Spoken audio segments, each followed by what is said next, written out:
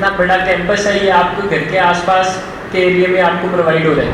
तो मेरी अच्छी रैंक आई, अच्छा स्कोर आया, तो उसका कारण ये था कि मैंने गुरु कृपा की टेस्ट सीरीज को अच्छे से सॉल्व किया था, एक एक क्वेश्चन को अच्छे से सॉल्व किया था। गुरु कृपा करियर इंस्टीट्यूट की सबसे अच्छी चीज़ जो मेरे को लगती है वो है यहाँ की टेस्ट सीरीज। भैया मैं 2-3 घंटे से पढ़ रहा हूँ, मैं 5-10 मिनट फ़ोन चलाऊंगा, मैं आपके सामने ही बैठकर फ़ोन चलाऊंगा। तो 5-10 मिनट बाद अगर आपको खुद को पता नहीं चल रहा है, खुद को हो सकता है आप अकेले रूम में बैठकर अगर फ़ोन देख रहे हो आपको पता ही ना चले कब 5-10 मिनट का 1 घंटा हो गया। लेकिन जो आपके गार्जियंस है वो आपको जरूर 5-10 मिनट बाद याद दिला देंगे कि बस कर, आपने सिर्फ अपनी एनसीईआरटी पढ़ी। उसके बाद क्या करो, आप 10 मिनट के लिए बैठो, 10 मिनट में वो फटाफट पेज पढ़ लो, और हो सके तो एक चार्ट पर वो 10 के 10 फाइलम लिख लो, और उन 10 फाइलम के इंपॉर्टेंट पॉइंट्स अपने चार्ट पर लिख लो, और उस चार्ट को अपने रूम में जो है स्टडी टेबल जो है उसके पास दीवार पर आप चिपका लो।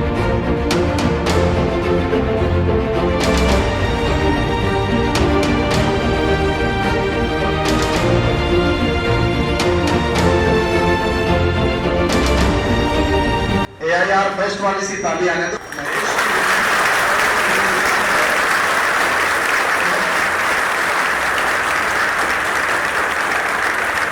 इस चीज़ की इम्पोर्टेंस को समझो कि जो चीज़ मेरे को अपने घर से इतना दूर आकर मिली, जिस चीज़ के लिए मेरे को, जिस कोचिंग की कंटेंट के लिए, जिस टेस्ट सीरीज के लिए मेरे को अपना घर का एनवायरनमेंट छोड़कर अपने घर वालों से दूर हॉस्टल में रहना पड़ा 3 साल, वो आपको अपने घर पर मिल रही है।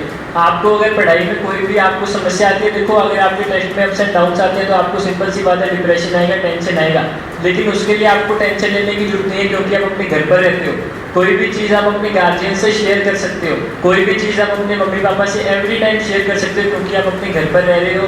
और ये जो इतना बड़ा कैंपस है ये आपको घर के आसपास के एरिया में आपको प्रोवाइड हो रहा है। तो इस चीज़ के लिए आपको गुरु कृपा का थैंक्स बोलना चाहिए, गुरु कृपा की टीम का थैंक्स बोलना चाहिए कि वो आपको हर एक चीज़ यहीं प्रोवाइड करवा रहे हैं। आप कोशिश करें कि 6 to 7 आवर्स का जो आपका सेल्फ स्टडी टाइम है स्कूल के अलावा वो होना ही चाहिए, और उसको आप मेंटेन रखें। जैसा सर ने मेरे को बताया कि SIT के थ्रू भी आपकी रैंक जो है वो 2-3 स्कूलों की कंबाइन आ रही है, तो ये भी आपके लिए मौका है कि आपको एक हेल्थी कॉम्पिटिशन मिल रहा है।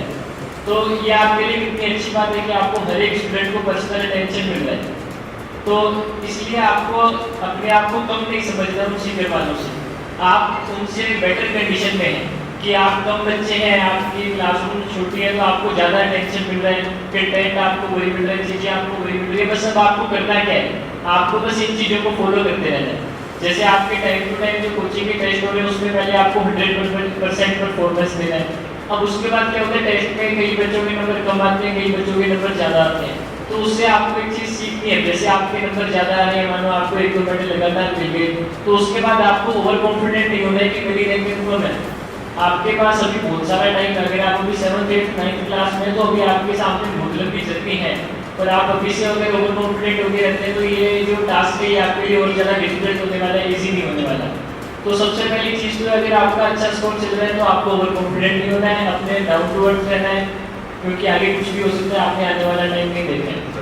दूसरी बात, अगर आपका स्कोर कम चल रहा है तो आपको अपना कॉन्फिडेंस लूज नहीं करना है, आपको एक्सेप्ट करना है कि आपका स्कोर अगर कम है तो आप में कमियां थी, आपके जो क्वेश्चंस गलत हुए हैं उनको आपको सीखने की जरूरत है।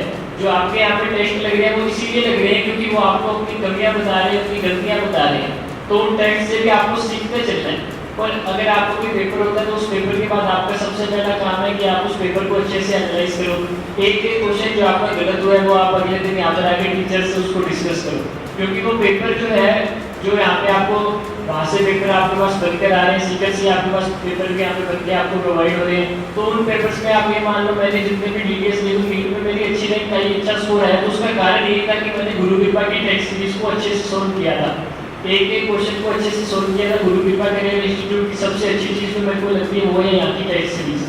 तो गुरु कृपा की टेस्ट में अगर एक भी क्वेश्चन आ गया तो आप ये मान लो ये क्वेश्चन आपके फाइनल एग्जाम में आ सकता है, इसलिए कोई भी क्वेश्चन को आपको ये नहीं सोचना है कि यार ये तो बहुत ज़्यादा आउट ऑफ सिलेबस क्वेश्चन सब में ऐसे दे दिया होगा, नहीं ऐसा नहीं है। एक तो एक क्वेश्चन जो आपके सामने आ रहा है वो आपके मेन एग्जाम के पॉइंट ऑफ व्यू से इम्पोर्टेंट है, तो उसको आपको अच्छे से लेके चलना है। और घर पे हैं तो आपको ऐसा घर के एनवायरनमेंट को मतलब थोड़ा सा आप कोशिश करो कि थोड़ा आइसोलेट रहो, अलग स्टडी रूम आप अपना मेंटेन रखो, और 6 to 7 आवर्स की टाइम आपका डेली होना चाहिए। ऐसा नहीं घर पे कोई इवेंट आ गया, घर पे कोई फंक्शन आ गया, उस जगह पे आपने अपनी पढ़ाई डिस्टर्ब कर दी, तो आप अपना एक स्टडी का टाइम टेबल बनाओ और उस टाइम टेबल को 3 साल लगातार फॉलो रखो।